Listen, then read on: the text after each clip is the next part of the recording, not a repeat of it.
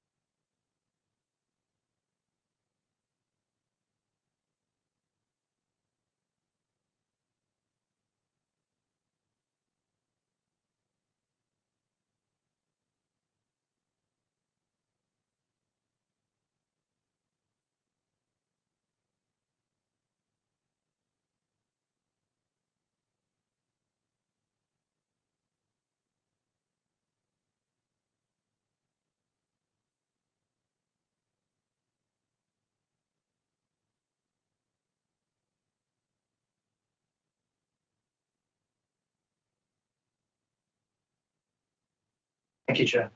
Thanks very much indeed.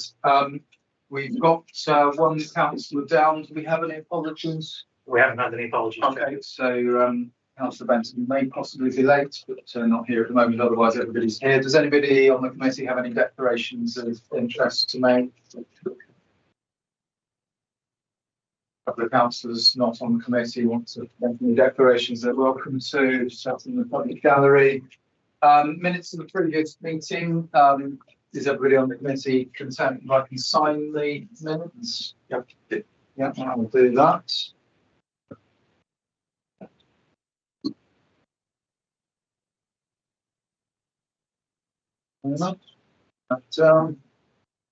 Just a couple of points on the action tracker. Then wanted to go through quickly. On the second page, it refers to the cemetery visit. The top of the second page on the 21st, which is Friday. It is in fact Gunnsbury Cemetery, not Brompton Cemetery. I know Dory's going. I don't know about other members of the committee, but committee members are all welcome to go to the cemetery visit on the. I'll have to submit apologies for that, unfortunately. Thank you very much. What page is that mentioned? Just quickly. It's well, it's at the top of page 2. There's just a typo about the cemetery. Thank you. Yeah. Page 2 of the action tracker. Page 10 of the bundle. On the let's look at the 4th of December action. So the 4th of December, this is the top of page 11 of the bundle. We had 2 actions where we were due to have a response on Tuesday, the 11th of March. And we didn't receive anything on Tuesday, the 11th of March, but I think we had a very detailed answer to the second one again this afternoon, which I haven't paid. Well, yeah, also on page 9, 16th January 2024. I'm curious about the biodiversity introduction again. It says in progress. What kind of progress? Where are we? I mean, this is almost over a year old. I don't know if the lead member can answer that. Biodiversity, I think, sits more with Emma than it is me, but I'm sure we can get you an update. Okay. Okay, it's been drifting about, but that's fine. Well, we put that on record that we chased it. Yeah. So I think the 4th of December one, the second 4th of December one, is probably closed off by the email we received this afternoon. But I haven't had the time to read it yet because I only had my first. But the other one, Net Zero 2030 update, that does appear to be completely missing, and there's a deadline list on the 11th. So the paper that was sent today incorporated both of those. Oh, did it? Right. Okay. Well, that's good to know that at least it's been met. In addition, there were a number of other actions in the 25th of so from the January meeting, we were committee recommendations, and I'm grateful for the response from the member. They're not reflected in the action tracker, but we got a very detailed response during the additional paper class. I'm not wholly convinced by all of them. The timelines that losing momentum by not doing letters by the end of February, and obviously we haven't seen the drafts either. So I'd like to, please. But I was pleased with, I think it's the second recommendation on publicity. I think the council's done a cracking job on that. So thank you for that, Jen. But we might return to that subject. Do you want to? Could I just add? So there was a bit of a pause in that I met the Minister of Transport yesterday. I wanted to have that conversation with Simon Lightwood, see really what the national government's position is going to be on micromobility, and so I can probably now share with you a slightly revised draft, having had that conversation. Yes. I mean, I think my preference would have been to write the letter. We look forward to meeting you. These are our points, as opposed to we have met you. Thank you for saying us. These are my points. But yes, obviously we're in the latter stage now, so I look forward to seeing your draft. Thank you very much for that, Jen. That's the action track in minutes. And now I think we can move on to the first substantive item, which is A4. Thank you very much to TfL for coming and your patience in sitting through our opening discussions. But Andrew, would you like to introduce yourselves and then perhaps introduce what you think? Introduction to us. Yeah, absolutely. I'm Andrew Hatch. So my job title's actually changed now. So I was the community partnership specialist, but we've had a bit of a reorganisation in TfL. So my new job title is rather more simply local engagement manager. So that does what it says on the tin, really. So I'm responsible for leading TfL's local engagement in this borough and a few neighbouring boroughs in West London. And Ian is the senior local engagement manager. So he's my direct line manager. So he's responsible for the whole of West London engagement. Great. And is there anything else you want to say about TfL by way of introduction in, or do you want to throw yourself to the wolves and get the questions?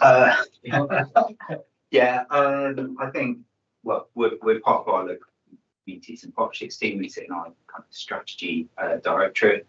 I think we kind of cover a lot of the sort of context around what TfL currently is working within.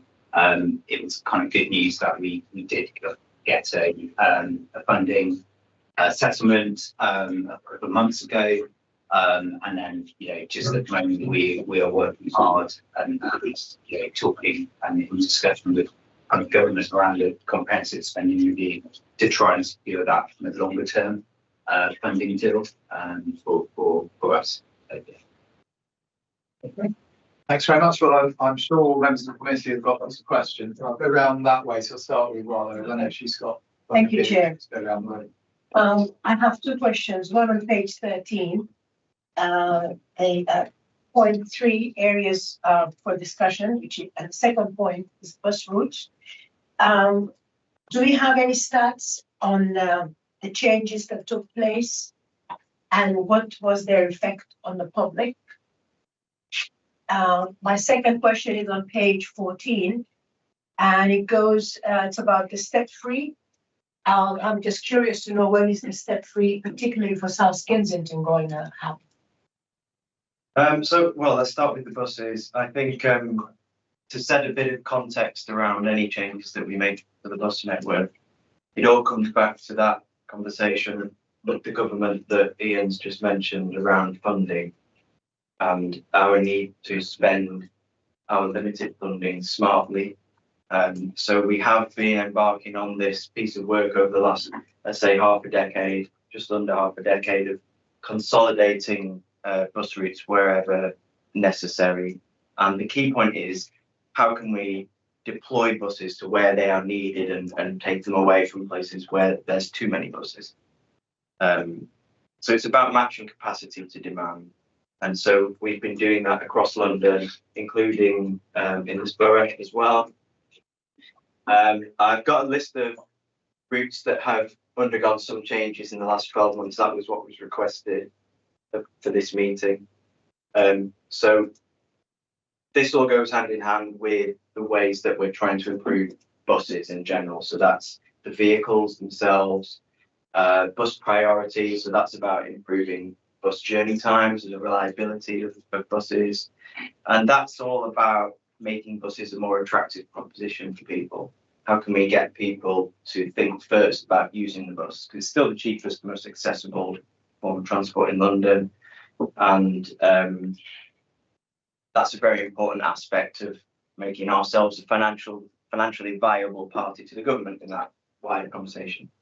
So that sets the backdrop to some of these frequency changes and route changes. So I'll run through them. They're roughly in chronological order. So within the last 12 months, roughly, and this is all of these changes are always published on the TfL website, I should add, and I can more than happy to share the link to that page with you.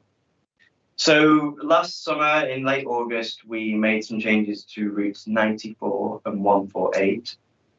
And that saw a frequency increase on the 94. So instead of a bus every 10 to 15 minutes, there would be a bus every 8 to 9 minutes. And that would be on Saturday mornings, and every 12 minutes instead of every 15 minutes on Sunday mornings.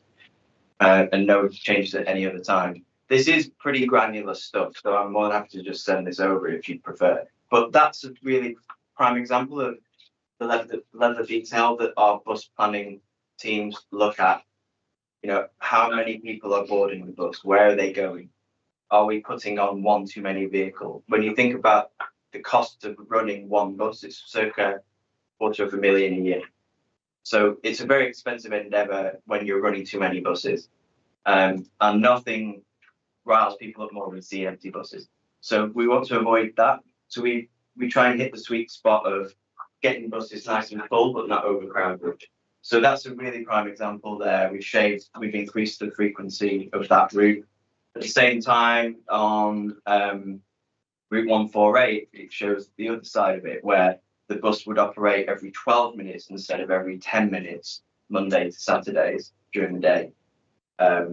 That's been done partly to mitigate the works on the Westway, and it better matches the capacity to the actual demand on that route. Once the works are finished, we'll be reviewing that again. The bus network is a live organism, essentially. It's constantly being reviewed. We have a dedicated team looking solely at the buses, where they're going, and not only where they're going, how many people are using them. So these kind of things are constantly under review. So it's never always set in stone. Moving on a few more months to this year, we made some changes on the route N18. So buses will now operate, this is from mid-January, buses will operate every 7 to 8 minutes instead of every 10 minutes on Fridays and Saturday nights. That's between Trafalgar Square and Sudbury. So I did say it was very granular. And we've also doubled the frequency between Trafalgar Square and Harrow Weald on Fridays and Saturday nights. And that's just reflective of the demand. So we saw that there was increasing demand on that particular route at those particular times. So we were able to find a bit of flex there and increase the frequency. Moving ahead to more recently, so in late February, we made some changes on the route 14. So buses will now operate every 8 minutes instead of every 10 minutes. That's Monday to Sunday daytimes, and every 10 minutes instead of every 12 minutes every evening and Sundays. That was done in conjunction with the withdrawal of the 414. So we ran a consultation on that, and essentially what we were seeing was the jargonistic term would be an overbussed corridor, but in layman's terms, there were too many buses running the same route, essentially. So the 14 and the 414 very closely mirrored one another, especially between Putney Bridge and Hyde Park Corner. They were essentially the same route. So what we found with our analysis was we were able to withdraw the 414 and still deliver with a slight increase on the 14 that I've just described to you. we would still be able to deliver enough capacity to meet the demand that's on that part of the route. Yes, there's always winners and losers with these things. So if you are a person that would normally get on the 414 and take that all the way up to, let's say, Marble Arch, you'll now have to switch your bus. But you can do that at most of the same bus stops along the route between, probably the most convenient place would be South Ken or Hyde Park Common. So, and that would be the same stop interchange to a route like the 74, for instance. But there are several other routes that go along the eastern edge of Hyde Park Corner. So that was the 414 scheme. On the 319, we are proposing to permanently withdraw what is a weekend-only night bus route between Sloane Square and Streatham Hill. The big asterisk next to this scheme is that bus hasn't been running since March 2020. So it's been suspended all this time. No one's been banging on our door saying, where's the 319? So we ran a consultation on withdrawing that permanently. And we haven't yet published the decision, but that's the proposal to permanently withdraw that. In late last year, we consulted on proposed changes to the 452. So this is to do with the route, the part of the route that runs between Notting Hill Gate and I think there's a Tesco in Kensal Rise. Sainsbury's. It's a Sainsbury's. Yeah, it's a Sainsbury's, not Tesco. So what we're proposing to do is, like with the 414 and the 14, those two bus routes mirrored each other. This bus route is closely mirrored by the 52. So what we're proposing to do is stop the 452 at Notting Hill Gate, turn that back around and go south back towards Knightsbridge and onward. And then the 52 would essentially pick up the slack for the northern section of what used to be the 452. So we haven't yet, and to make up for that, when I say pick up the slack, we're proposing an additional journey at the busiest times. So it's that, the data analysis has shown us in the evening we've got a peak demand on this corridor. So if we were to put on an extra journey on the 52, we would have enough capacity on that corridor to serve the demand between Notting Hill and the Sainsbury's and slightly farther north as well. And so what's the cost of the journey if you jump from one bus to another? Is it the same amount or do you get charged twice? No, if it's within 60 minutes, it's free. Within 60 Yeah, minutes? the hopper fare was introduced some years ago. Okay. And the other thing I asked earlier is you consult before you change the routes. Do you consult to find out how the change affected the public? Yes. So when Have you done that?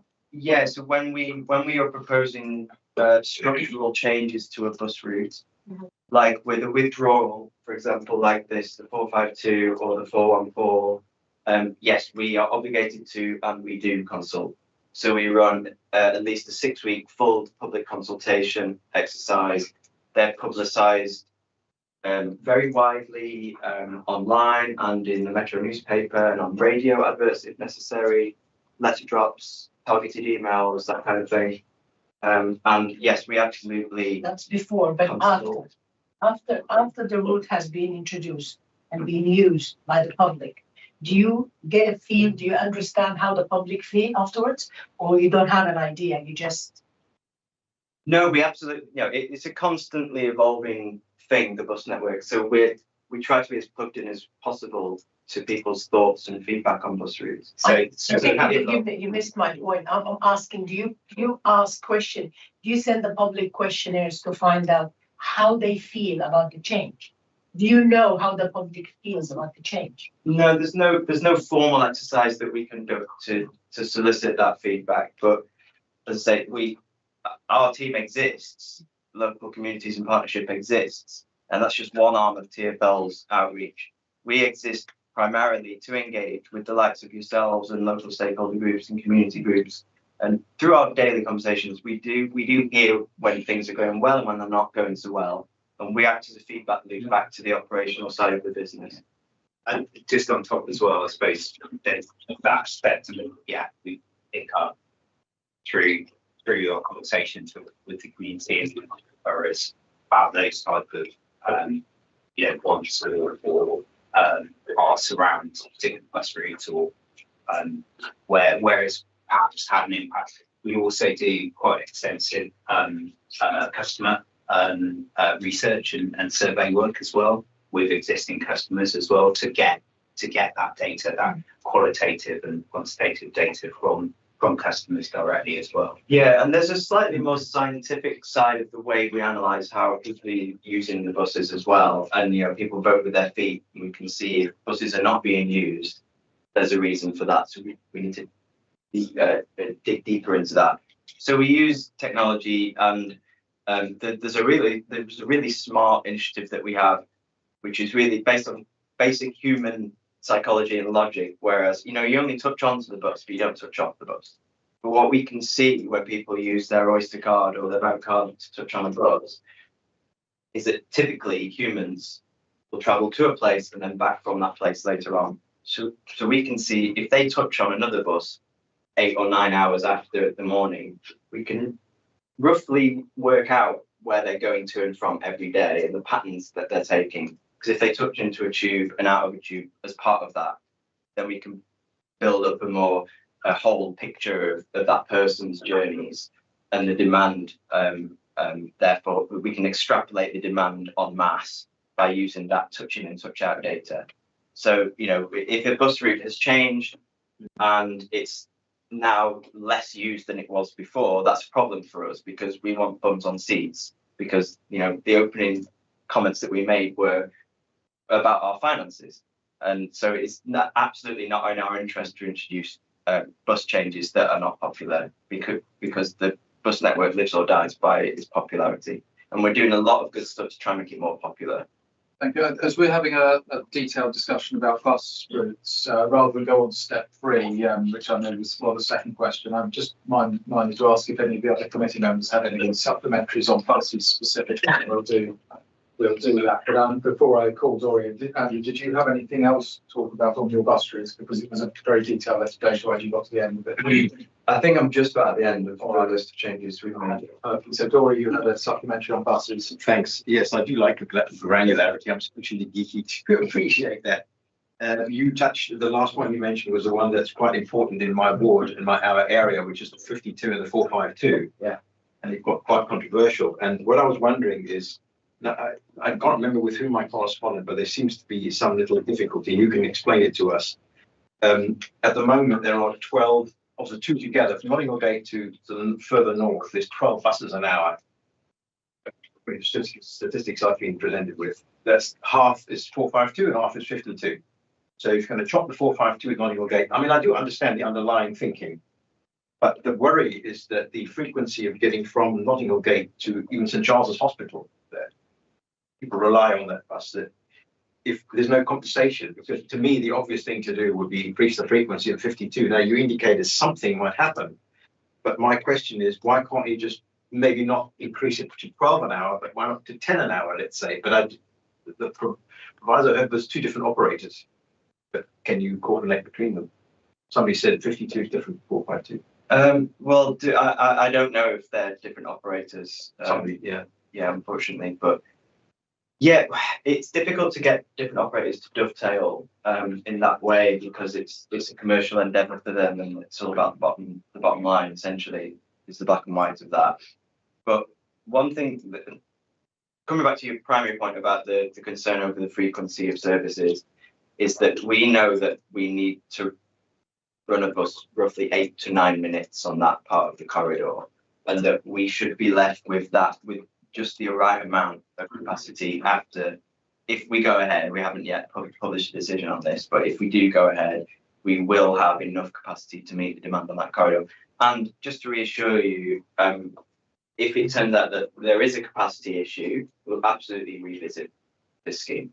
good. I'm glad to hear it, because of the stuff I've seen so far, which is now going back a little bit, there was no indication that the frequency of 52 would be increased. So I'm glad to hear it could be and would be even to maybe 8 an hour or 9 an hour.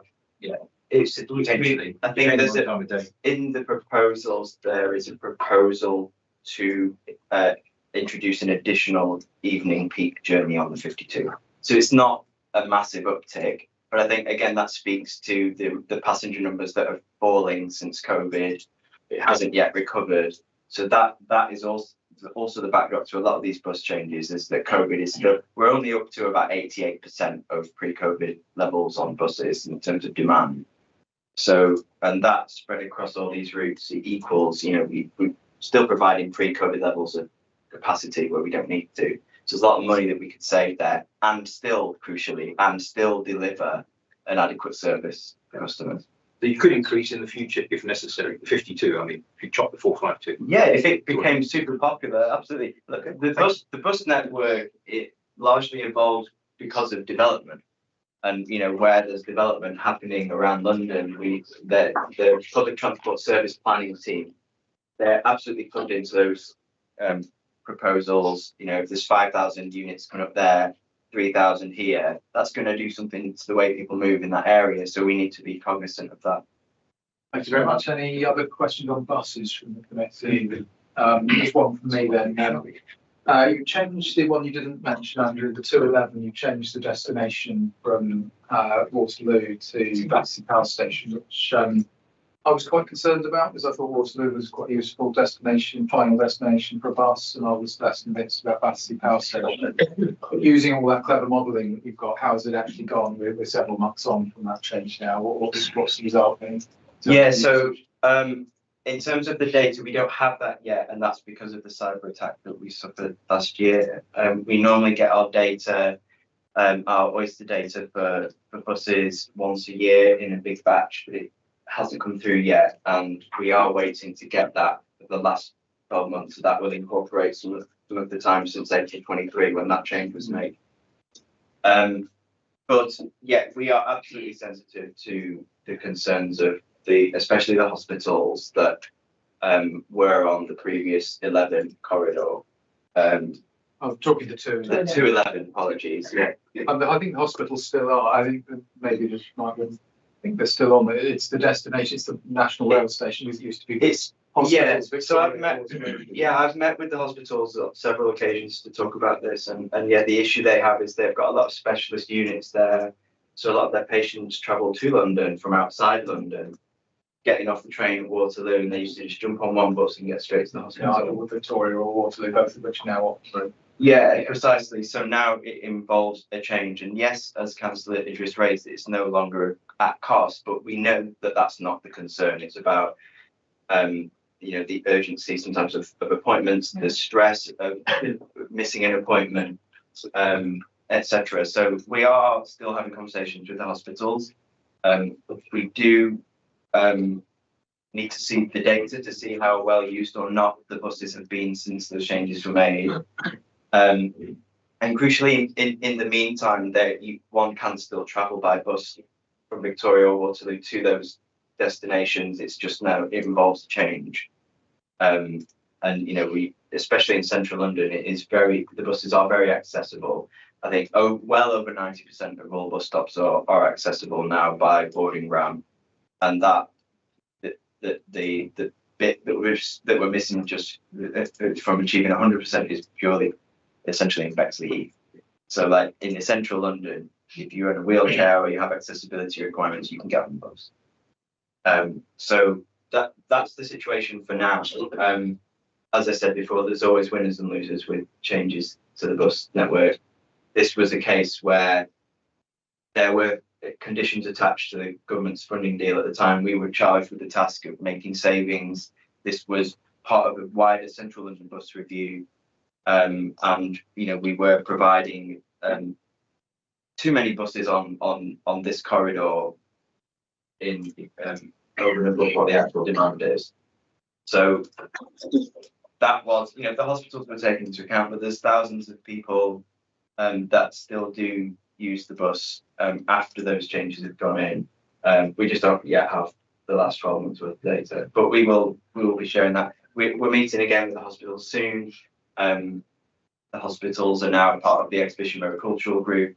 So they're plugged into conversations around South Kent. So we've got loads of interfaces with the hospitals, and we've got a good relationship with them.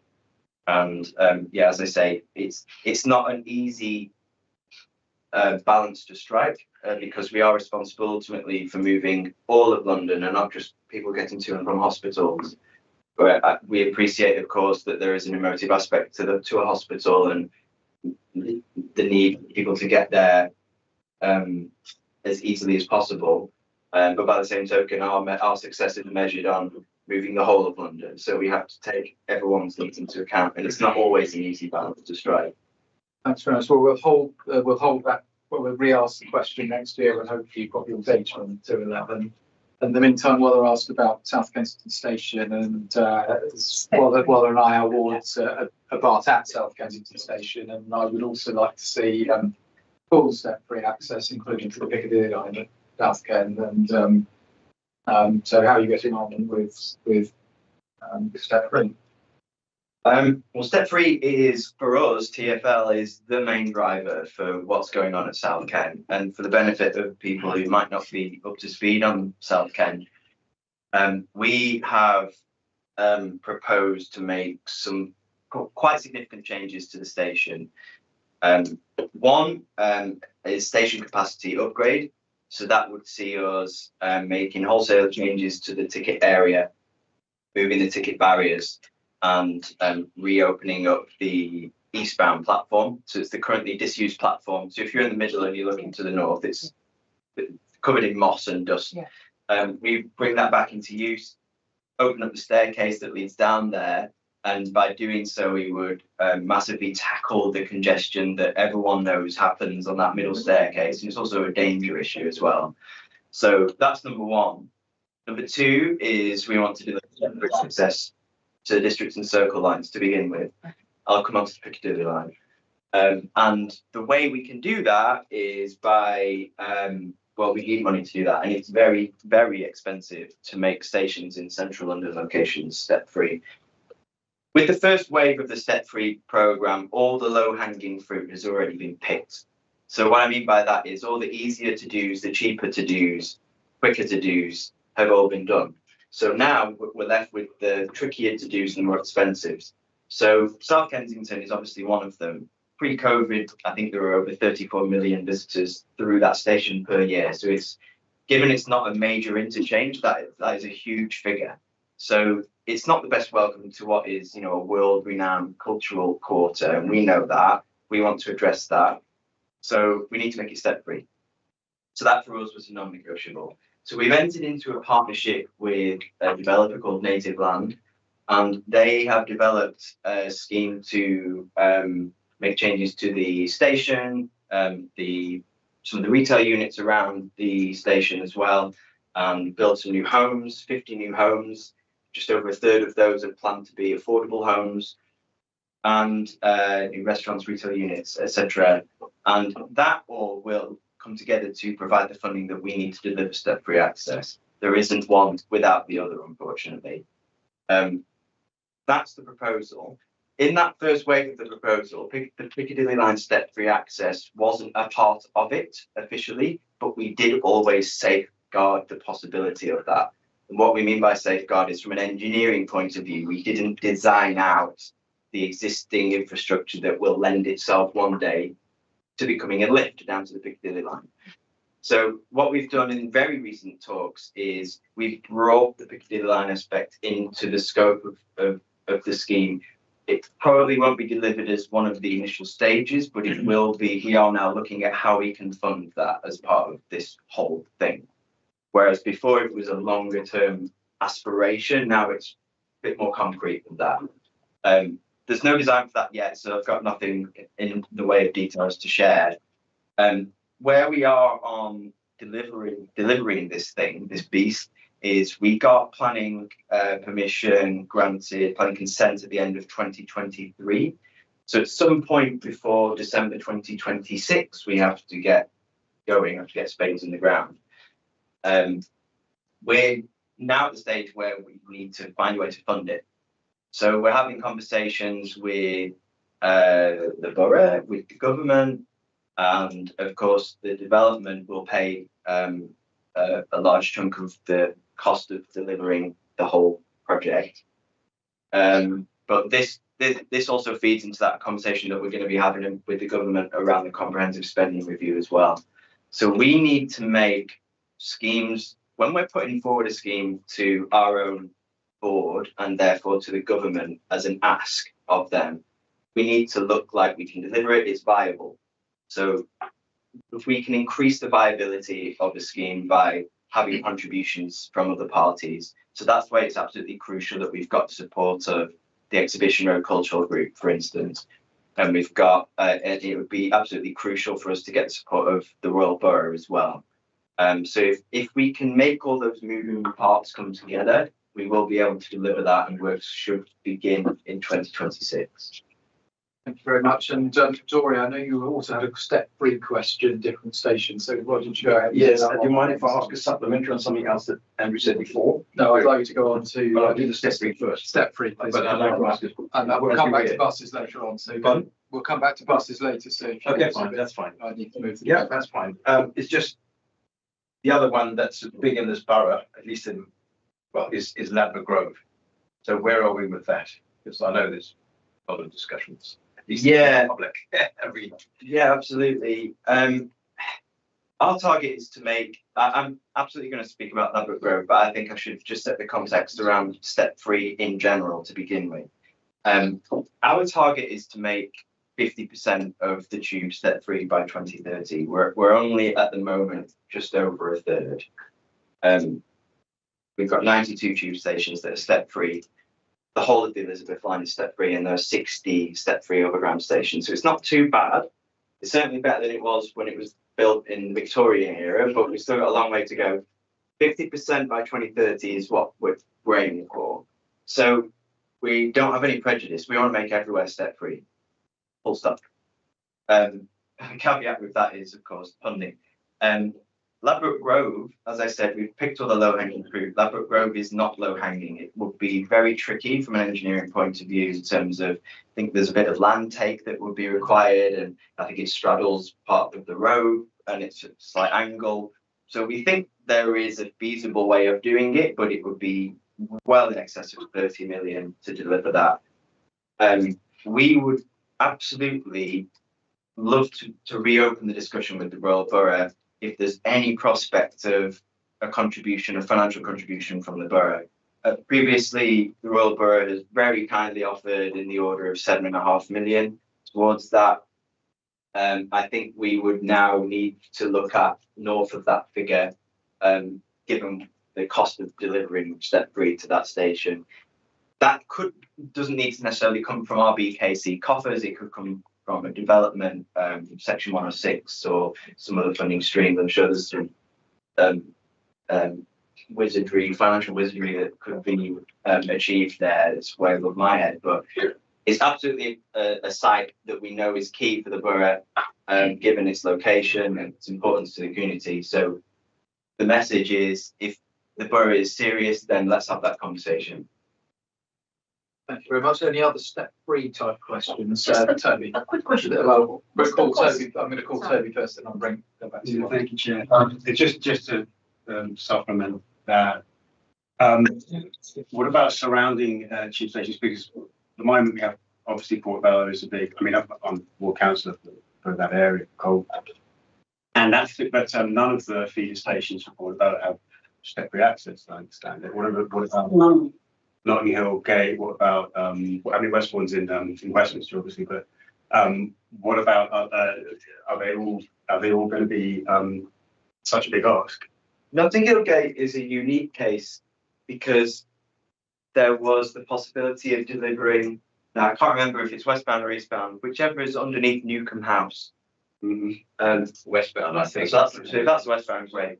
There's a possibility of that, of step-free access being delivered to the westbound only because of the development of Newcombe House. But on the north side of the road, that building, which is directly where a lift would go, is privately owned. We have no sway over that. And that's just one of the quirks of London land ownership, unfortunately. So I think I've previously floated the idea of making Notting Hill Gate step free in one direction, and it's been the response has been patchy. And for obvious reasons, if you start your journey there, where do you come home if you need step-free access? So that's Notting Hill Gate. In terms of Latimer Road, for instance, its layout would make a scheme challenging, especially to the eastbound platform. It falls into the more difficult category in terms of engineering, doability, feasibility. It's yeah, that's right. Yeah, that's right. So that's not one that's likely to be progressed in the short to medium term. And on the other stations, I'm not as up on the detail of those other stations, but if the borough wants us to do feasibility studies, we'll absolutely look into the feasibility of any study of any station. If the borough wants to fund the feasibility study, we'll do that work and see what comes out of the other end. But at the moment, we're focusing our energies on delivering step free, where there is a known financial contribution or the strong possibility of a financial contribution from a development, from a borough or another third party. So the message is really, really simple. If the borough wants us to do more step free stuff, great, let's work together. Well, we just had our budget debate, so I don't think we need to retread any of that today. Thank you very much. Thank you. Thank you for that. Now, I think we're still on step 3 and Wally, you want to No, come I back? just want a small question. How much does it cost for South Kensington? Is it still 30? South Kensington. So the step 3, yeah. How much is it? Oh, crumbs. Well, the step-free access element of the whole thing alone, pre-COVID, was well north of 50 million. It's likely to be way higher than that now. I think the 30 million figure was for Ladbroke Road. Okay. 30 million plus. It's worth noting as well on step 3, West Brompton Station, West Kensington Station, they're within the scope of the Earls Court development. And there's absolutely a need to look at those stations. They should be step free. We're going to have a world leading development there, hopefully. And the stations that serve it should be step free. And, we'll be seeking contributions from the developer towards that. And we'd also be seeking borough contributions towards that. But we believe that those stations, there's an opportunity there to make them step free, because this is a once in a generation opportunity with the size of the development that's happening there. Thank you. And I will put on the record that I do, of course, like to see step 3 at Gloucester Road as well, but I do appreciate that South Ken is a much higher footfall station, and indeed Ladbroke Road has got more sort of things around it. So anyway, we're going on to Dory. You've got some other questions to us. We'll widen to different subjects. This is just about. Could I just add very, very briefly on step 3? Apologies, Councillor. Knightsbridge is about to be made step 3 in less than 2 weeks. Yeah. The 31st of March, the new entrance at Hooper's Court will be opening, and that will reopen some areas of the station that have been closed to the public for nearly 100 years. Yeah. So it's a really interesting partnership we had. So Chelsfield, the developer there, they gave us access to this existing lift shaft. And so that's going to bring the station into the 21st century where it belongs. And it's beautiful. It is. Will be Absolutely. very interesting. And 30 plus years ago, I used to work in the old Brompton Road station, the closed station. But Dory, you've been there. It's a great opportunity having TfL here, Right, go on, Dory. Other Thank you. questions? Just regarding your collection of statistics using the Oyster card. And I picked up that on the TfL Go app, you can now follow your journeys. You can see, I don't know how many, because I'm so old, I've got Freedom Pass. But the question is, I couldn't find the Freedom Pass journeys. I couldn't log in or anything. And then I rang up TfL and somebody there said, you can't, because, Freedom Pass comes from the council. Yeah. True, but I have to write in. I think they can produce the journeys if I write in. I mean, that's very clunky. Why? Just because you must. Are you collecting statistics first of all on Freedom Pass journeys? I don't know. I don't know the answer to that. I don't think they are. Because then you've got all the people who are over 50, over 60 something. Andrew doesn't know the answer. And I don't think it's the No, I'm just saying. I'm suggesting We can passing it on, because you've got a very large chunk of the population perhaps not being collected statistically. That's it. the one who asked me. Okay, so Dora, you had some other questions as well. I think you were going to go on to some other subjects. No, I think that's later, the next section, I think. Not much. Okay, that's fine. Well, I'll move on. Oh, Holland Park, Arian's got it. Okay, so I'll move on to Toby then. I'll just go around the room. Yeah. Questions for TFL, Toby. Yeah. Not a question for TfL. Oh, if we're still on this agenda, right? Yeah, anything else for TFL you want to raise that hasn't already come up? No, step three is mine. Okay, Section 5, I thought, but that's later. Yeah, that's the next agenda item. So we'll move on to Tim. Great, on- thank you. I have three questions for you. First and foremost is the one on pedestrian and cyclist safety on the Red Route system, especially the Earls Court territory, which crosses most of the borough. And in particularly, I'm obviously looking at Warwick Road, which I've mentioned in the past to you guys, with both junctions with Old Brompton Road and West Cromwell Road being some of the more dangerous ones. I know TfL in the past have said that we're waiting for feedback on the development and use S106 money for the development of the junctions. But I did manage through our assembly members recently also to get a speed survey done on Warwick Road. And the data of that was rather shocking, I found. Like 1 in every 2 cars was going over the 20-mile-per-hour speed limit. 1 in every 4 cars is supposed to get a ticket. And 2% of all the cars are driving at 35 miles per hour or more than that. 2% doesn't sound much, but if you have 600-700 cars an hour, that is a dozen cars per hour that are going at that max, over that max limit. Is that acceptable for TfL? And what are you thinking of doing about that? No, of course not. It's not acceptable to us. We've got our Vision Zero pledge, which is the pledge to eradicate all death and serious injuries from London's roads by 2041. So that absolutely doesn't, it's not compatible with that pledge. So no, it's not acceptable to us. Speed is predominant, is an overriding factor in any serious collision and any serious injury that's sustained by a pedestrian or a cyclist or a moped rider or what have you. So no, it's not acceptable to us. And yes, we do have a Healthy Streets Vision Zero scheme in the works for the whole of the Warwick Road corridor. You alluded to the need to wait for bits and bobs of information from the development. So there's 2 major developments in the area, which I'm sure you obviously know all about. But for the benefit of everybody else, there's a large development at the West Cromwell Road junction at 100. And there's obviously the Earls Court development as well. They're going to change the landscape in the Warwick Road area and the Earls Court gyratory area. So whilst we do have our schemes in the works and largely at feasibility stage, we are anticipating a large increase in the number of active travel trips that are going to be made. Earls Court itself is going to generate hundreds and thousands of extra people that are going to need to get to and from the site, and it's largely going to be, I think it might even be completely car free, and it should be if it's, you know, the good growth part of the London plan says, you know, it should be as car free as possible. So we need to facilitate those additional active travel trips to and from the development. So we have the developer has proposed some cycle infrastructure on Warwick Road to connect with quiet ways at the southern end of Warwick Road.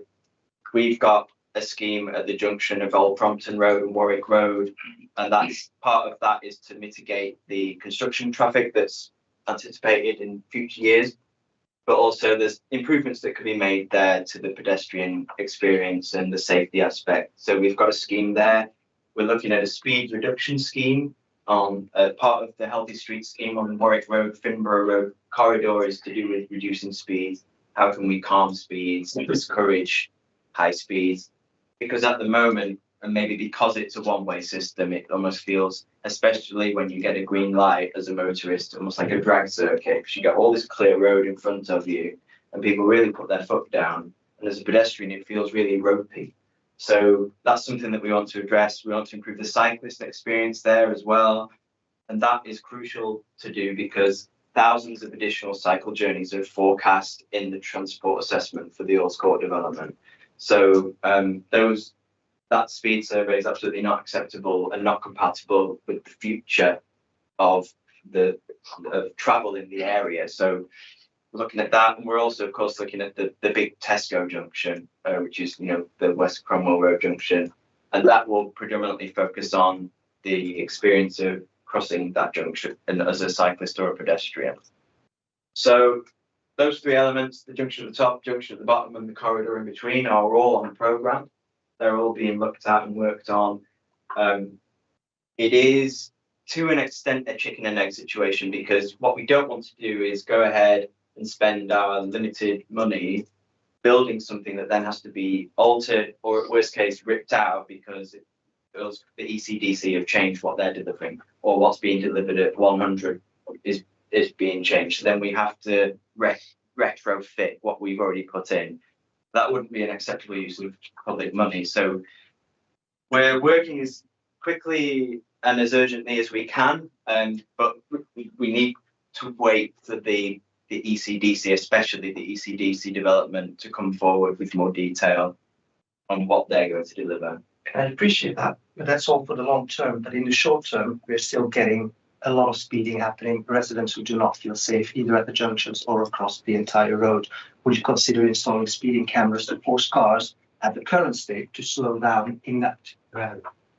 I think, well, of course, speeding is a criminal offence, so it's a matter for the police to enforce, not TfL. But what we can do is we've got deployable cameras that can be moved around London, and we have got already a success story with this borough. I think we deployed them somewhere. I think I forget now, it might have been Holland Park Avenue, but there is that technology available, and so we can explore whether it's feasible to deploy them on this corridor. We are aware of the speeding, and that's why this scheme is on programme, because we know it's an issue. But in terms of a permanent speed camera, I don't think it's been our policy for a while now to install permanent speed cameras. But I can certainly take that away, and especially about the deployable, the relocatable cameras. Thanks, Tim. Are your other questions on cycling or pedestrian safety, or because I think why don't we just have some supplementaries on those subjects, because they're quite big topics, and just see if anybody else has got anything. So cycling, pedestrian safety. Accidents, that's for the next. That's for the next paper. So in TfL, well, I have a couple for TfL then on this. Then one of the things that's close to my heart that you've been working on is the crossing of Cromwell Road, Gloucester Road interchange, and I know you've been working on a redesign with our borough on that, and I understand that it's passed our set of technical assessments. But what's the latest? How likely is that to be delivered in the coming financial year from the perspective? Yeah, so this is another success story with working together with the Royal Borough. Our officers have always worked really well together, and the aspiration here, for those of you that aren't as familiar with this scheme, is to introduce controlled pedestrian crossings on all arms of the junction. It's a really, really busy junction. The proposals were taken to our, I'm trying to think of a layman's way to describe it, but it's just basically a big group of technical people that look at a plan and say whether it's viable or not, in terms of, is this going to clog up the roads? It passed that test. And so then a preferred option for the proposals was agreed between ourselves, the Royal Borough, and the Royal Borough's consultants that were working on the scheme, who also then did some traffic modelling. The good news is, which Councillor Hammond just alluded to, is that traffic modelling has been audited by our in-house network management team, and it passed that. And funding for the scheme has now been allocated. So the next steps for this scheme are to take this back to that group of technical people and progress it by giving the update on the latest round of modelling and the anticipated impacts on the road network, and whether that's acceptable or not, and if changes are needed to be made. Our engineering team have been engaged, so they're aware of the scheme, and so engineering resources essentially standing by and are waiting to be allocated to it. This early in the scheme, we don't have a very firm timeline, but typically all of that activity should take, depending on resources, level of complexity, and the need to consult on it, 18 to 24 months. So about up to 2 years. Up to 2 years, yeah, and there would need to be a consultation on the scheme of that magnitude, I believe. Right, okay, well, thank you for that answer. The other thing on, I might just briefly touch on cycle lanes. I mean, a few boroughs, TfL itself has gone down that route quite heavily, and our borough hasn't really gone into built cycle lanes. What are TfL's thoughts on that? Thoughts about Kensington, Chelsea, or About the borough's position. Yeah. I think there's an acknowledgement within TfL that every borough is different and the makeup of every borough is different, and it's not just as it isn't easy for us to deliver what we need to deliver. It's not always easy for boroughs to just proceed with what we want to deliver. So there's absolutely an understanding within TfL that the borough's doing the best it can. And, you know, with the likes of the advisory lanes on Penn High Street, for instance, that's an important first step towards improving cycle provision in the borough. And certainly we felt a warming towards the agenda, not a wholehearted embracing of it, of course, but important first steps have been made towards that. But importantly, I think that there is the need, the principle behind our pursuit of cycleways is the need to protect cyclists, give them a protected space. So advisory lanes are okay. Soft segregation is better, and that, you know, wands or some kind of low curb, but full protection, full segregation is absolutely optimal. And that's the only way to guarantee no deaths or serious injuries to cyclists. So that's where we want every borough to get to eventually. But we know the conditions in which the Royal Borough is operating in politically and with the makeup of its constituencies as well. So we know it's a challenge for the borough. And so there's absolutely no hard feelings in terms of where you're at versus other boroughs. That's irrelevant. Every borough is different. So we're just happy to keep working together and seeing how much we can achieve. Okay, thank you. Tim, you had some other questions. Yes, relating to obviously the Oscar Exhibition Centre site right next to my ward. The capacity at Oscar Station obviously is a very important aspect of that in the future. So that is coming in the next few years already. So I was wondering if you had any updates on the upgrades on the Piccadilly line, and I believe you also want to upgrade the signalling on the District line. Is that correct? So on the Piccadilly line, there's new trains. So the new rolling stock, the first train is now being tested, and we should start to see the new trains introduced. Is there funding for that sort of now? Yes. Yeah, that was part of that's covered by the 485 million that the government awarded us. That was capital funding. So that includes rolling stock for the Elizabeth line as well.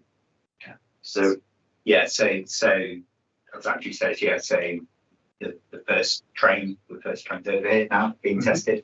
And so you would have seen a lot of kind of work on the Piccadilly line, particularly the kind of western end, and that's all in preparation, signalling, etc., and in preparation for the new rolling stock to be delivered into service. That will obviously just take time.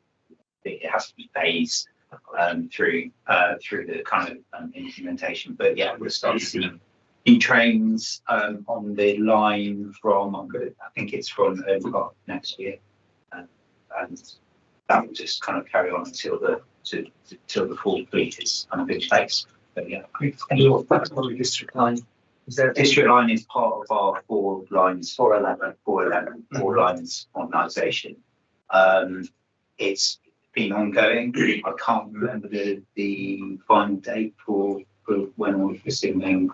No, I think it had shifted. Yeah. Initially, it was like 2027, but I think it was shifted during COVID. So I'll have to come back to you on when that final date for LM is. But that's been almost a decade-long piece of work. I would add on the Piccadilly line that it's really crucial that we can do phase 2 of the Piccadilly line upgrade. That is not yet funded. Yeah. So phase 2 would be a modernisation of the signalling on the Piccadilly line. That is really the key part of delivering a higher frequency of service on the Piccadilly line. Without that, we don't really unlock the full potential of the new trains, and we do need government to step up and give us the funding that we need the capital funding certainty that we need to deliver phase 2 of the PLU, Piccadilly Line Upgrade, sorry. But even without that, we'll see an uptick in the frequencies, and that's just by virtue of more efficient track working and the new rolling stock, which we'll start to see phased in from the end of this year. Is your third question on particularly different? Right, let's have tube services and stations. I know we've got some supplementaries on that, so Irene. Yeah, and just on the temporary closures of tube stations, especially Holland Park was one of your, I don't know whether you want to regulate your service or I don't know how you justify that, but quite hard for our residents, especially because you're looking at a mile radius on either side, step one. So just wondering, what's your strategy on that? And are the temporary closures going to be prolonged, in terms of number of years or months or weeks? Yeah, Holland Park Station. Not necessarily Holland Park, but I'm just raising that because it's part of our within Holland. So in general, the policy is only close the station as a last resort.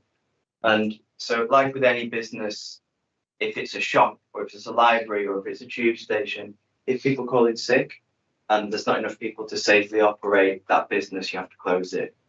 And that is an unforeseen that can't really be forecast, but staff shortages have been a problem for us post-COVID. Holland Park is worth mentioning as a unique case because the station is part of a group of stations called the Central Cover Group. And so if you are a user of Holland Park Station, you probably feel victimized by these short-term closures, short notice closures.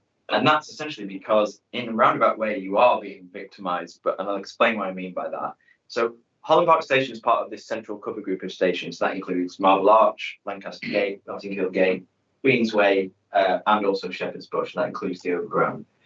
So what happens is, if at any one of those stations has staff shortages, people calling in sick or for whatever reason, there's not enough people to safely operate it. And what I mean by safely operate is minimum safe numbers. So you can't, say for example, there's a tiny tube station out in the sticks and you can safely operate it with one person. But with a station like Shepherd's Bush, you might need 15 people. Holland Park Station, I think you can probably safely operate it with, I don't know, but maybe 3 people. If there are shortages in one of those other stations within the Central Cover Group, the call will come through, we need to close Holland Park because one of these other stations is more strategically important, either because it's an interchange or it's got step-free access, like the Mildmay line of Shepherd's Bush, for instance. So then Holland Park will close. But that was only ever as a last resort. There are steps being taken to address the staffing issue.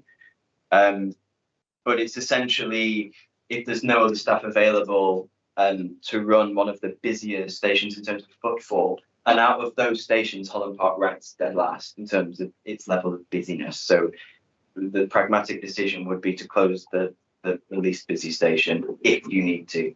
But steps are always taken on the day to try and call around other areas and get staff in to avoid closing the station if at all possible. We do publish those short notice closures as soon as possible on the journey plan, and that's shared instantly with all the third parties like Citymapper, Google Maps, etc. So if you are planning a journey, for instance, if you're planning a journey on TfL Go, you have a big yellow exclamation mark next to Holland Park to say you don't use it because it's closed. But essentially that's the top and bottom of that situation. It's never something that we want to do, but it's sometimes necessary. Yeah, in terms of shop staff, how do you classify that? So do you have shift patterns where someone stays at 8 p.m. and then moves on?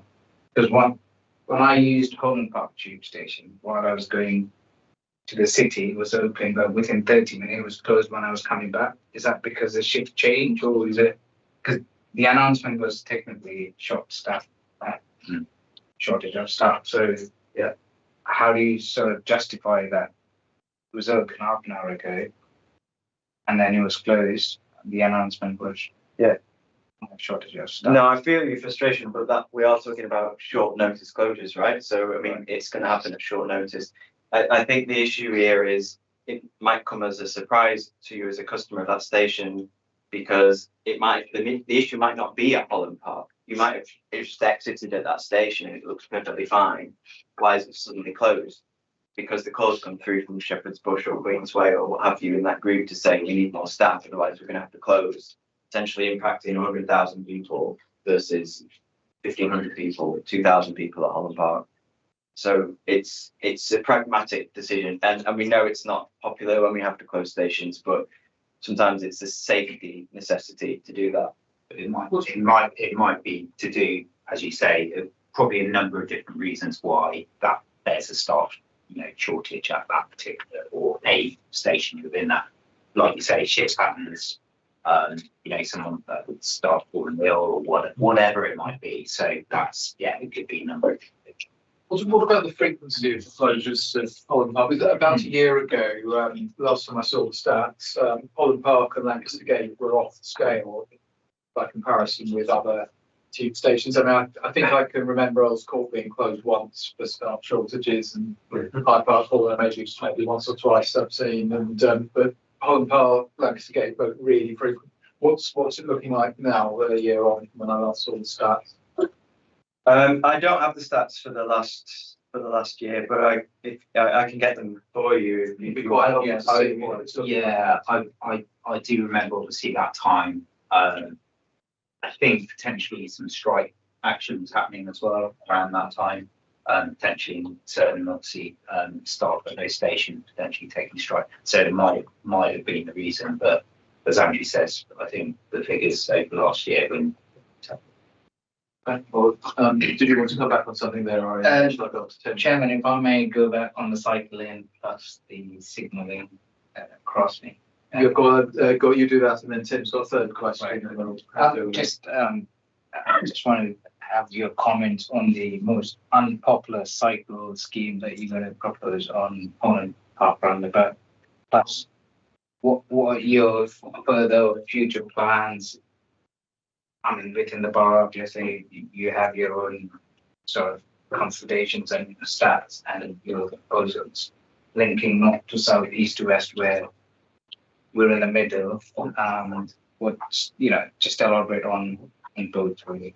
The first on the unpopular, Holland Park Roundabout scheme for our residents.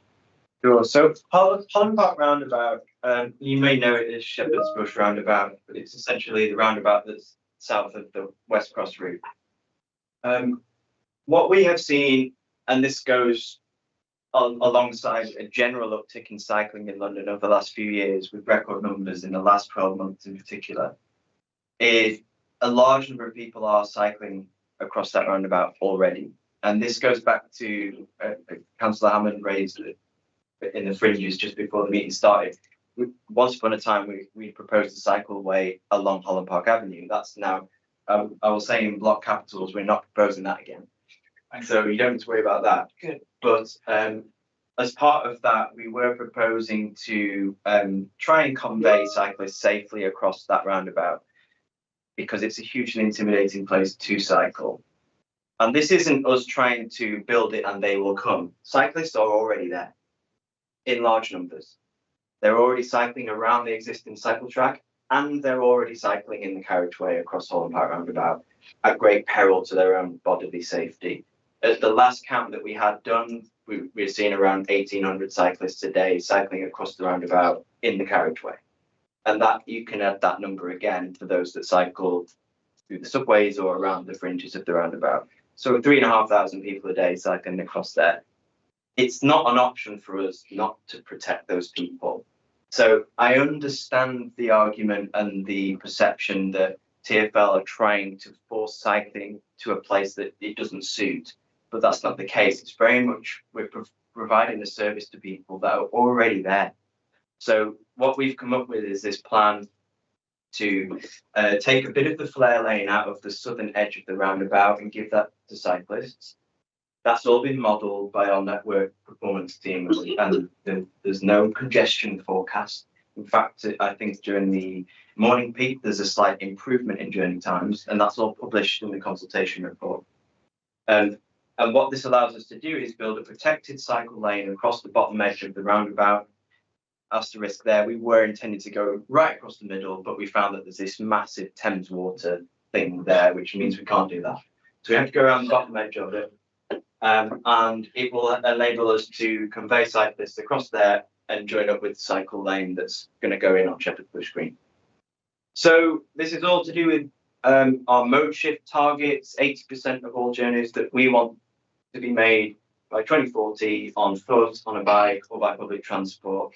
And there's, you know, I hope I'm preaching to the choir when I'm talking about the climate emergency and the need to do that. But also Vision Zero, it's not acceptable for us, for anyone to suffer any serious injury, let alone die. So that's part of a big part of the driving reasons why we're looking to do that. At the moment, we just published our decision to proceed to detailed design. But ahead of that, we need to speak with the London Borough of Hammersmith and Fulham, because it's not in the Royal Borough, any of it. It's all within the London Borough of Hammersmith and Fulham. And, you know, that speaks to, I guess, the tacit agreement that we wouldn't propose anything on Holland Park Avenue. So we are not doing that. So we need to speak to the London Borough of Hammersmith and Fulham, get their approval to crack on, and then hopefully build the thing in financial year 25-26. John, how do you know it's So, 1,800 Dory, I'm cyclists going to a call- a day? Dory, I've just. It's 1,800 a day. It's just a figure. So, Ari, do you have any supplementaries to that? Well, I don't, but I'll be asking about the signalling on the red route. All right, especially I'm for- going to go back to Tim, because Tim had a third question, then to Ari, and then to Sam. A very different question. You mentioned earlier the cyber attack. Obviously, it was a very severe attack. It impacted the services that we provided to TfL clients, but also to staff, etc. What surprised me is the duration of it, because even now you mentioned you still don't have there's delayed access into instance the data, etc. When will TfL be back to business as usual? We are largely back to business as usual. I think the pace of the recovery speaks to the fact that we didn't want to rush the recovery, because with the nature of this attack, without divulging any details of the nature of it, any cyber attack exposes the vulnerabilities of your systems. So some of those systems have to be built back up, made more robust, or engineered in a different way entirely.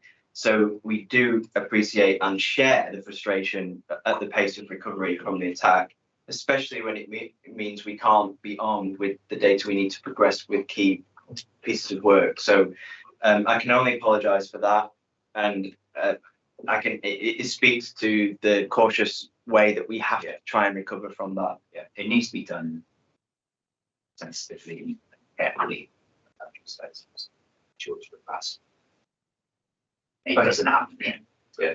Thanks, Ari, please. Thank you, Chair. In terms of the red route signal light crossing, especially for the pedestrians, especially for people with disability and, you know, frail and elderly people, lots of complaints that it's too quick. What the transition from red to green is too quick, especially if you start from High Street Cannon all the way to Holland Park for about 3 roughly. The High Street Cannon is okay, but we did raise a complaint, Andrew, I think a couple of years ago, but it's too quick for a normal able body to cross, but for someone who's elderly and frail or it's really, really quick. Well, firstly, I'm more than happy to take away and get investigated any specific locations, but I can explain generally how it's worked and how it's calculated, if that helps. So, firstly, it's important to know and understand what the phases of the signals are, and I'm sure you do, but many don't actually, and I'm surprised that the people that I know don't know this, but the green, when you see the green person, that's the invitation to cross. That isn't the whole time you have to cross. The phase that comes after that, and that's always 6 seconds. The phase that comes after that is the variable. So that's the length of time, it's called the blackout phase. And often now you'll see a pedestrian countdown, so you can visibly see how many seconds you've got left. That's the length of time that we can change. We can't change the 6 seconds, that's the DFT standard, roughly. And so the length of time is calculated on the width of the road versus the DFT calculated average walking speed per meter per second. And so we basically do the simple maths and figure out, okay, that's 8 seconds needed, that's 12 seconds needed. If it's a staggered crossing, you wouldn't be encouraged to do both in one, so that'd be 2 movements. So you add that to the 6 seconds, and then there's a slight gap before traffic then gets a green light. So it's all very sensitively worked out. And I was speaking about the balance and striking the balance on buses before. This is another area where it's difficult for us to sometimes strike the balance, because if we give too much green time, variable time to crossings, then motorists start to whinge, and vice versa. So, and we have the need to keep strategic roads moving as smoothly and efficiently as possible for businesses and the economy. So we will always explore giving pedestrians as much time as they need within, if it's feasible. But also then we need to make sure that traffic gets as much green time as it needs as well. Otherwise we see tailbacks, and then tailbacks can then impact on pedestrian safety, because pedestrians get the hump, they're waiting too long, then they start taking risks, and then that creates collisions. So send through the list of any locations and I'll have them looked at for you. Thank you. Thanks very much. Sam? Thank you very much. Such an important session. I think everyone in the borough is dealing with your assets many times a day.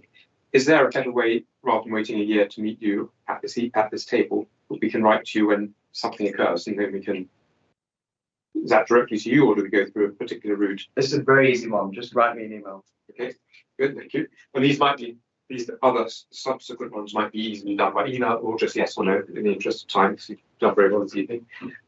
Gloucester Road Tube, the art platform, and there's a disused staircase to the left. Is that something that might be considered for opening up for crowding? Don't know, we'll take away. Thank you. There's this is another infrastructure, a strange example. A wall on the district line in a place called McLeod's News fell over about 4 years ago, and once a year local residents ask me how to get rebuilt. Through officers here, there's been some communication over it. It was just a bit surprising that it seems so important to have that wall up. You know about it. I do, funnily enough. Yeah, so this wall is going to be rebuilt. I think there's economies of scale at play here, where there's a piece of work already planned to install or upgrade a piece of technology there, so they're going to be doing it at the same time, because I think it's more it's been made safe. It's more cost effective to do it that way. Right, is the technology the power station? Yes. Yeah. Yes. That's my third question, which is there are interesting assets that TfL and LUL have around London. Is there a sort of an asset register for Kensington and Chelsea? Because you own land, you own sort of freeholds. Yeah, there is. There's a property asset register, if that's what you're referring to. I don't know that it lists individual pieces of power substations. That might be a safety. But there is. Yeah, I don't know if external people can access it, but if you've got any queries, I can. The land, yes. The PAR. Yes. Yeah. External can. Yes. So yes, we do a property asset register, and it will show if it's our freehold or if it's someone else's. Yes, there are some interesting things. That power station thing, which puzzles quite a lot, and people have always asked, what is it? And maybe it's good that they don't know, but if something's going to change with it, that would be interesting just to find out about. And it may not be in your patch, but South Carriageway Drive and Park Lane single lane north. People ask, is that ever going to change, or is it now sort of set? In Hyde Park. Yeah, the Park Lane single lane for non-buses for ordinary traffic. So talk about the Park Lane itself. Yes, northbound where everything squeezes down to one. Sure. I don't mind myself, but there's lots of lanes for other people, but there's one lane for. So you're talking about obviously the changes which were made during COVID. Yes. I think that what we call the street space scheme. I mean that now is a permanent scheme. Yes, that's a permanent. And same for South Carriageway Drive, which again was COVID time. Yes, I think that's part of Royal Park's plans. I can't remember exactly. So I think they recently consulted on it. I think around those plans. So I'd need to. It seems to me, but that is a Royal Park's all right. scheme. Yeah. No more questions from me. Thank you very much. So Thank you, Rose. One final committee question from me. Dr. E-bikes, they've been in the news a lot, the Limes and Forests and other potential companies. What's TfL's thinking about citywide regulation for these? So, yeah, we've noted some recent success on the borough's website in terms of impounding some of the discarded rental bikes and charging the companies quite rightly to get them back again. So that's good. We want to see more of that. That sort of speaks to the effort that we've been making on TfL land and on the TLRN to really ramp up enforcement of these operators. So that only started in November 2024, and it's all to do with problematic parking. It's all over London, and we've really clamped down on that. And I think the operators are getting the message, or they're going to be getting the message that boroughs and TfL, we've had enough of the Wild West, and those days are over. There is this white paper that's been introduced by the government, and it's important that legislation is brought forward by the government, and we are feeding into that process, that conversation, as all the London councils are. In terms of what we can do in the meantime, we've been providing funding to boroughs to deliver more dedicated parking spaces, be they physical or geo-zoned spaces. And, KNC are very much leading the way. They're in the leading pack on that. So it's great to see. I think we've allocated £1 million in the last financial year to boroughs to deliver over 7,000 vehicle spaces. So that's really great. And longer term, there is one other piece of work as well. It was the delivery, it's a really long-winded title, but it's essentially a charter to try and improve the way that delivery firms like Deliveroo, Uber, and what have you, their practices essentially. They all signed up to it, which is great. So all of those delivery companies, if you've heard of it, it's signed up to the charter, and that was to do with improving standards of drivers, driver knowledge, visibility, parking, taking accountability as an operator for the behaviour of their drivers as well. Yes, that was all targeted at improving the safety of them, but there was a lot of positive, happy byproducts of that charter, which also is aimed at improving the parking situation. But ultimately, in the absence of the legislation for now, there aren't any official regulations for this area of the sector. So we do recognise the importance of on-street mobility. It's here to stay. So we need to work with the government and London councils to feed into that white paper discussion and help them expedite the legislation process as soon as possible. But if there's any other measures that the Royal Borough would like TfL to explore, then we're all ears and we'd love to speak to you about them. Longer conversation. I'm going to turn to councillors who are not on the committee now, just in case Jen probably meets TfL regularly, but Mary, anything you want to ask? Members of the public, any questions for TfL? There's a few of you here, whole family. Want to ask TfL some questions? I guess you talked about lots of tube stations, High Street, Kensington. The Circle line is every 10 minutes. I'm a heavy user of that one. Is there any plans to make it more frequent? Because the district has a lot more of it. Me too. My commute from work relies on the Circle line. Go on. This again speaks to the logic of matching capacity to demand. So it is less used than the district line. It's less busy than the district line. So hence there are fewer Circle line trains. The aspiration would be to increase that if the demand is there. Otherwise, it wouldn't be cost effective. Of course, it is on the same line infrastructure as the district line, so it will benefit from all the stuff that we're delivering from the 4 lines modernisation programme. So that's increased frequencies overall on those lines. So I don't know if that will come with a Circle line uptick, but I can certainly look into that. But I'm not aware of any plans to overhaul the Circle line.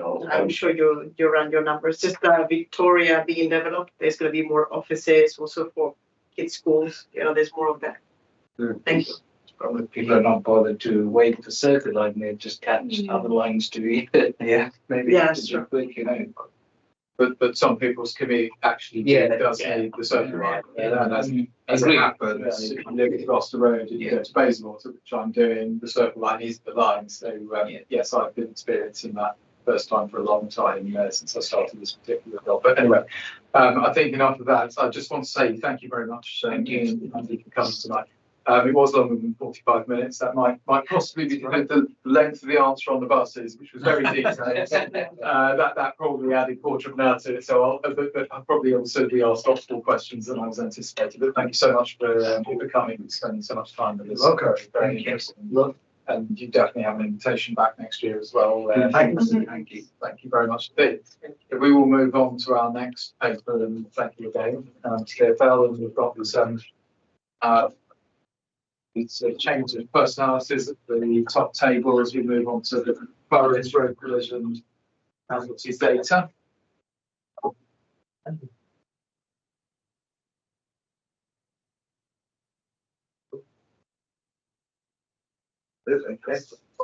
Yeah, no problem. Yeah, nice to meet you.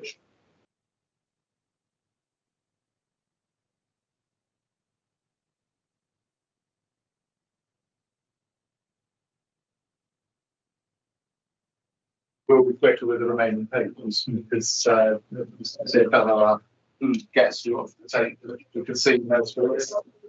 It's good. So, Jen, would you like to introduce the Thank you, Chair. I mean, this is a somewhat factual paper. I think there's not a lot of narrative attached to it. It's pretty much a mixed view. Casualties and collisions are down.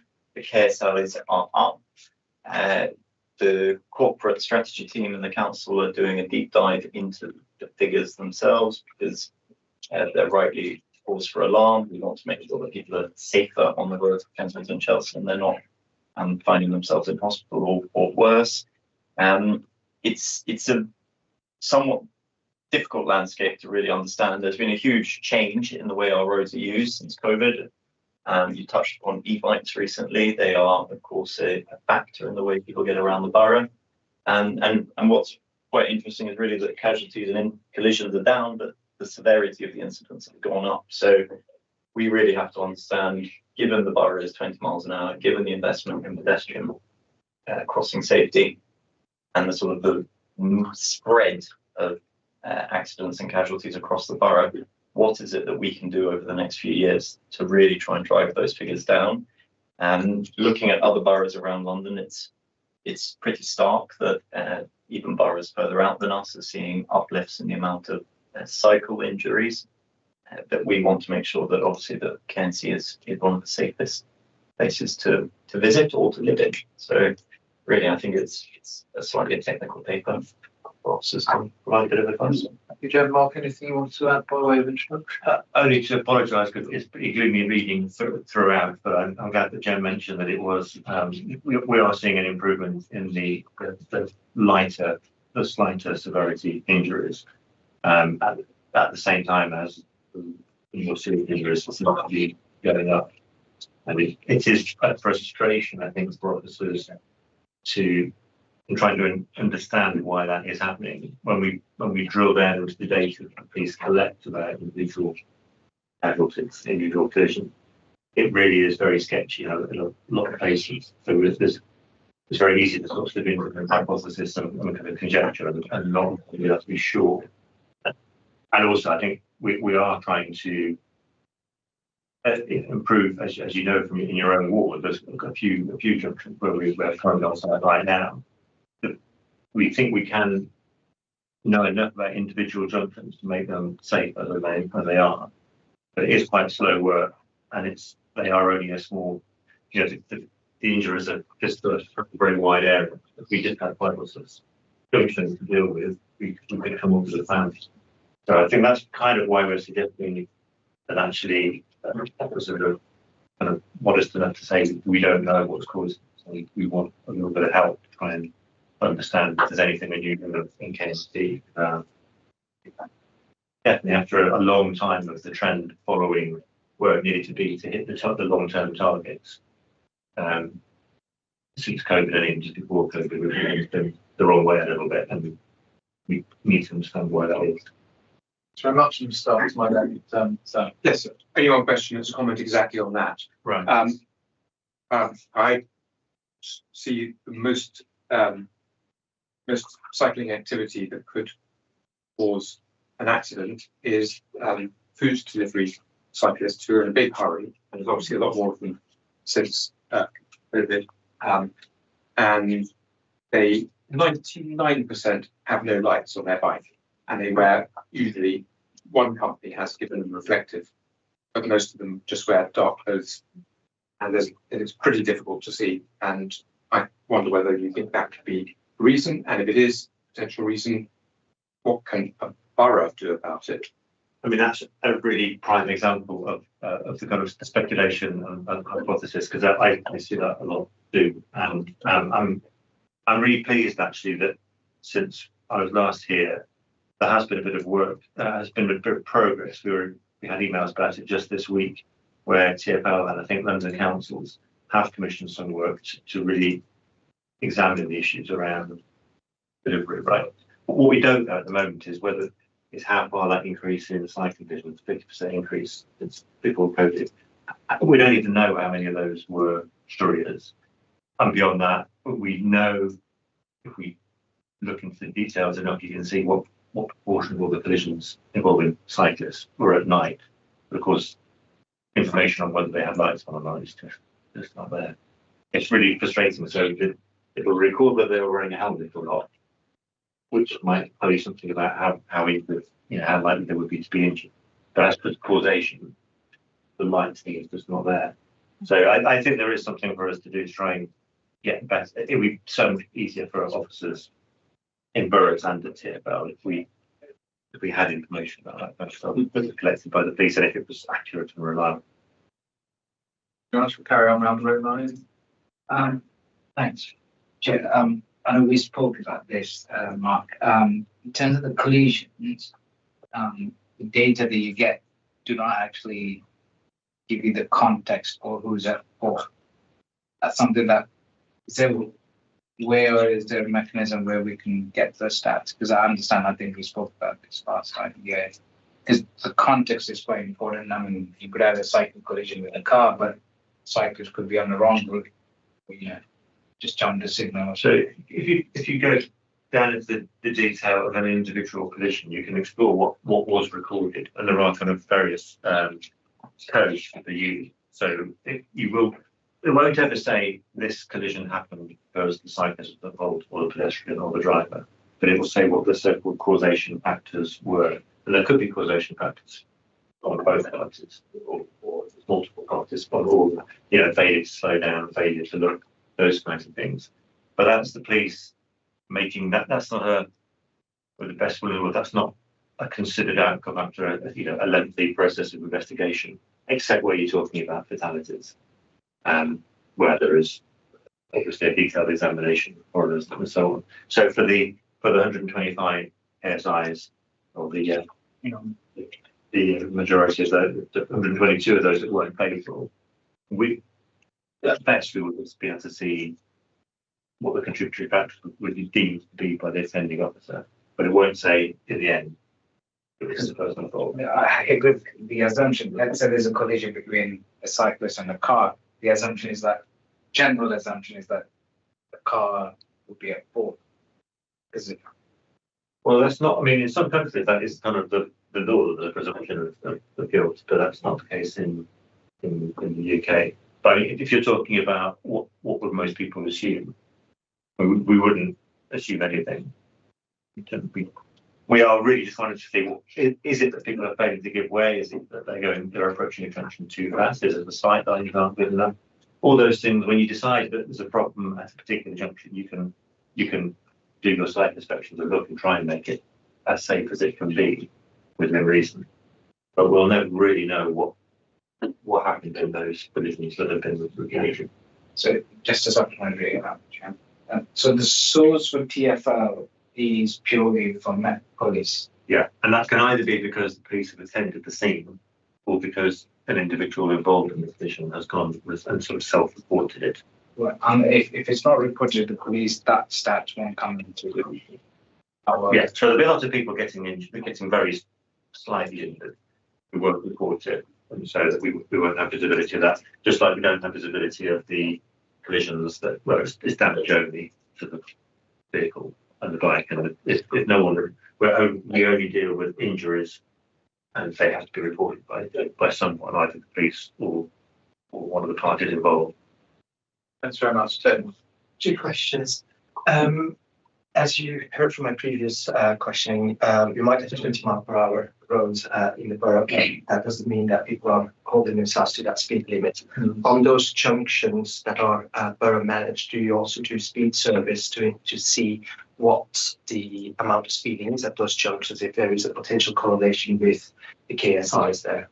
Can you do your second question now as well? And the other one was, I see that there's an Appendix 1 pedestrian improvement update, which I'd like to see. Would it be possible to ask also for a cyclist improvement update? I know we don't do as much as the other boroughs, but we're not doing nothing either. So it would be nice to see what we're doing on the cyclist side as well as a borough. Well, should I take the first one? So on the speed surveys, we actually did I don't know, I think about 30 sites where we did, after we introduced the 20-mile-per-hour speed limit across the borough, we did surveys at various locations, a mixture of road types to see what impact it had. And in almost all cases, it had reduced the metric that we used, did show improvements in the speed.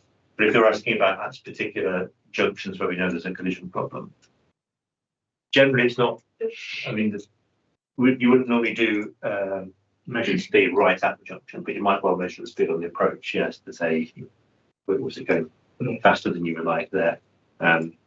Whether that's below or above 20 miles an hour is not necessarily kind of the test. And on the cycling, I think we put the pedestrian improvements thing into a previous version of this report, specifically because we were asked, what are you doing for pedestrians? Possibly as a reaction to the perception that we were doing too much for cyclists and not enough pedestrians a few years ago. Maybe that perception may have changed now. So we can look at that for a future report. I might be guilty from 2016 or 2018 when I first started, because I mean 99% of us are pedestrians at some point or other, and only a minority are probably 20% of most cyclists. So I probably pushed into I think with the incomes of cyclists that we have in the borough, I think there is there's a lot of them by absolute numbers, but it's still it's far less than half the population, whereas almost all of us are pedestrians. I hope you've seen our new two-way cycling scheme on Holland Street, just behind it. Yeah. Put it, it's close to the town hall. Very happy on a future version to see cyclists and any other schemes, any other categories that you want to add to our knowledge. But I'm certainly keen on the pedestrian ones. Absolutely. Totally. Thanks. Yeah, so I'm just wondering about like consecutive areas. Because it's organised by casualties per kilometre, say before. I just have to sort of figure out, like, so I think probably a bunch of us are guilty of just going straight for our patches. But there's the two parts of Ladbroke Road, and you'll get this with High Street Ken and Oxford Road, I think. It's nice. You'll actually get a consecutive stretch, which is actually, is slightly more alarming to look at. Obviously, on Ladbroke Road, I'm talking about between Chester Road and Lancaster Road, where you end up with 111. You end up with 24 casualties, and I'm hoping that's going to be that's going to inform what we're going to do to address it, especially because we've got, I think both of them have we implemented measures to improve road safety between Ladbroke Square and Kensal Road in 2020, 2021. I mean, these are numbers from 2021, so I'm kind of not quite sure what that means. And what's your assessment of the measures? I don't know what the measures were, and if we think that those were a failure because of the numbers. I mean, what are we thinking? We did look at that actually. Because, yeah, so these figures relate to the calendar years 2021 to 2023. And as it says, some of that work was done before or right at the start of that period. And that's just two of several links along Ladbroke Grove. My recollection is it was actually quite patchy, so inconsistent. So one section was a bit better and one was pretty much the same. But I suppose I would also say that we have at least done some of the obvious things we thought we could do to make Ladbroke Grove safer for cycling. And plus in the context of how cycling conditions have increased generally for whatever reason that we discussed, then maybe what's happened on those sections of Ladbroke Grove, maybe it would have been what the counterfactual, maybe it would have been worse if we hadn't tightened up those entry treatments and widened the cycle lane. So Okay, so Sorry, you had a supplementary. I do have a supplementary. Actually, it's sort of part of the same thing because I'm wondering. I mean, follow up to that last question is, what does that mean going forward now? You know, are we actually looking at more measures, or because I'm looking at, well, we're going to put in a crossing here, or we're going to do whatever. Are the plans to look at these, these sort of big larger stretches of sort of main highways? the proposal in section 11, the first of the, I think, 8 bullet points, is to commission a corridor study on the Kensington High Street, Kensington Road corridor, rather than Ladbroke Grove. And the reason for that being primarily that actually three of the top 10 links are on that corridor. Yeah. You could equally as I have a good corporate councillor argue for Ladbroke Grove to be next in line. It swings and roundabouts a little bit because we are picking individual sections of corridors, rather than listing out the whole road. Understood. I mean, priority is priority, and I mean, really, I was just to round that out with just consultation moving forward. Westbourne Grove, Ledbury Road. As admitting, I have a bit of water blindness. I'm just looking at this a little bit too much, and just to double check that's on the cards for 2025. I'll just keep a lookout for when yes, absolutely. I'll just keep a lookout for when those consultations come up. I think we've got just add. I mean, the general philosophy we've been working to is that we're working to improve pedestrian safety as sort of top priority, and fundamentally because people on bicycles are generally fit and able, whereas people on pedestrian could be of all variety. And TfL are doing a fine job of cancelling the buses to put people on foot again. So we have to make sure that we're at least safe to walk around the borough, and then of course we have to make sure it's safe to get around on all the other forms of transport. But we have a number of junctions. I mean, I not just on the DLR end, but also on our network, so Kings Road, Beaufort Street, and then further down Kings Road, Lotts Road, for the sort of absolute highest. But it's absolutely right that officers work to make sure that we're improving safety everywhere, but there's only so many schemes you can do in a year. I think it's quite logical to start with the most dangerous and work your way back down.